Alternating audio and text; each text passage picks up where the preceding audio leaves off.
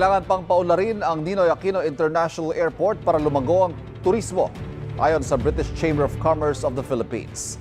May unang balita si EJ Gomez.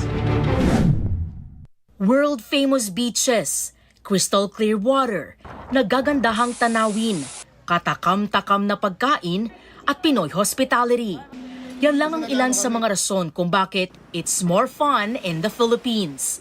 Pero para raw mas lumago pa ang turismo ng bansa, kailangan pang mas paunlarin ang ating airport infrastructure, ayon sa British Chamber of Commerce of the Philippines. Your first gateway to the Philippines is through the airports, and that counts in both ways, arrival and departure. Aminado dyan ang Transportation Department. Well, I agree. Definitely, we really need to improve the airport infrastructure.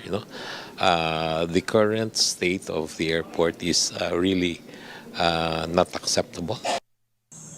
Ayon sa DOTR, ang kasalukuyang average passenger capacity ng Ninoy Aquino International Airport ay nasa 50 million, kumpara sa dapat lang na capacity na 32 million. Problema din ang mga pasilidad ng NAIA, kabilang na ang mga upuang pinamugaran ng surot na nag-viral pa kamakailan lang, air conditioning at power supply, at traffic sa paligid ng paliparan na nakadidismaya sa mga turista. That's the reason why we are embarking on a PPP program with the private sector so that we can implement reforms in the operations of the airport. May mga proyekto na rin daw na ginagawa tulad ng Metro Manila Subway at North-South Commuter Railway. The construction of the major railway projects will really contribute to ease traffic in Metro Manila. Sa datos ng Tourism Department, pumalo sa 5.45 million ang tourist arrivals noong nakaraang taon na nagdala ng higit 480 billion pesos revenue. Doble yan ng naitalang 2.65 million international visitors at 214 billion tourism revenue noong 2022. Ngayong 2024, target ng gobyerno ang 7.7 million international tourists.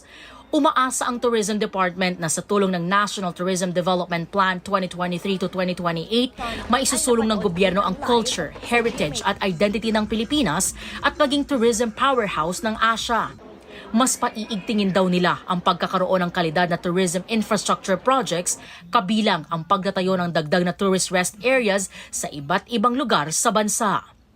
Ito ang unang balita. EJ Gomez para sa GMA Integrated News.